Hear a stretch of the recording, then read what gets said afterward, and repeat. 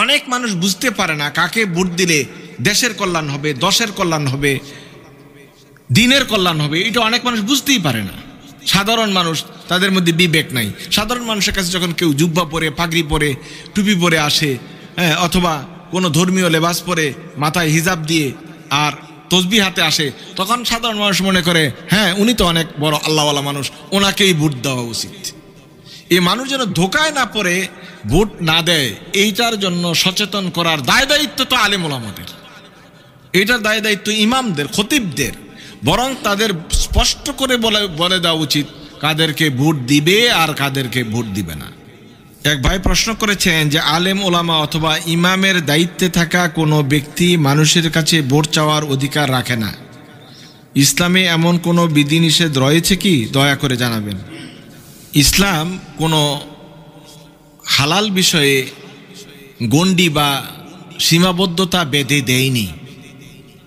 যিনি ইমাম হবেন, যারা আলেম ওলামা হবেন, তাদের দায়িত্বই হলো, সবচেয়ে বড় দায়িত্ব হলো আল আমরু বিল মারুফ ওয়া নাহি আনিল মুনকার, সৎ কাজের দিকে মানুষদেরকে ডাকা, অসৎ কাজ থেকে মানুষদেরকে বিরত রাখা। এটা ওলামাদের গুরুত্বপূর্ণ একটি কাজ।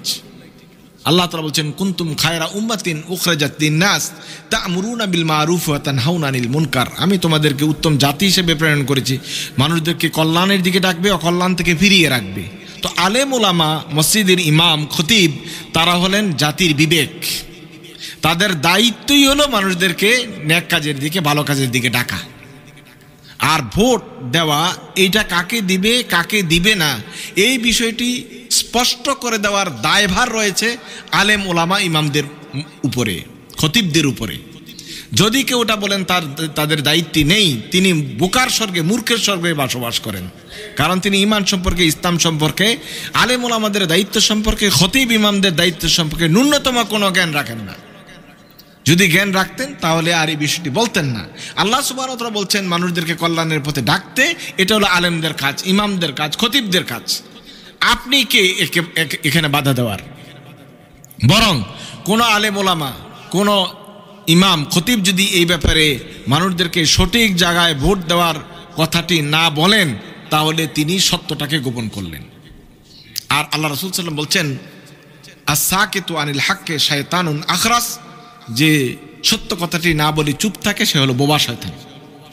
তাহলে ওলামাদের কাজই হলো মানুষদেরকে সঠিক কথাটি বলা। এখন অনেক মানুষ বুঝতে পারে না কাকে ভোট দিলে দেশের কল্যাণ হবে, দশের কল্যাণ হবে, দিনের কল্যাণ হবে। এটা অনেক মানুষ বুঝতেই পারে না। সাধারণ মানুষ, তাদের মধ্যে বিবেক নাই। সাধারণ মানুষের কাছে যখন কেউ জুব্বা পরে, পাগড়ি পরে, টুপি পরে আসে, অথবা কোনো ধর্মীয় লেবাস পরে, মাথায় হিজাব দিয়ে আর তসবিহ হাতে আসে, তখন সাধারণ মানুষ মনে করে হ্যাঁ উনি তো অনেক বড় আল্লাহওয়ালা মানুষ, ওনাকেই ভোট দেওয়া উচিত। এই মানুষ যেন ধোকায় না পড়ে ভোট না দেয়, এইটার জন্য সচেতন করার দায় দায়িত্ব তো আলেম ওলামাদের, এইটার দায় দায়িত্ব ইমামদের, খতিবদের। বরং তাদের স্পষ্ট করে বলে দেওয়া উচিত কাদেরকে ভোট দিবে আর কাদেরকে ভোট দিবে না। এখন আপনি তাদের বক্তব্যের কারণে ভোট পাবেন না বলে তাদের বিরুদ্ধে ফতোয়া দিতে পারেন না যে তাদের অধিকার নাই। বরং আপনার এ কথার বোধ শক্তি নাই যে উলামায়ে কেরামদের কি বলা উচিত আর কি বলা উচিত নয়।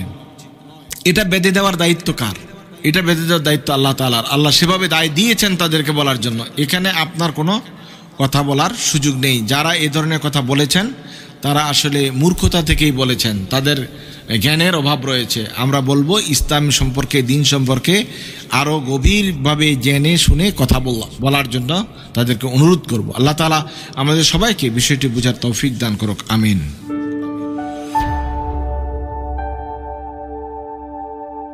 Islamic Tone 24 in charge of the ghetto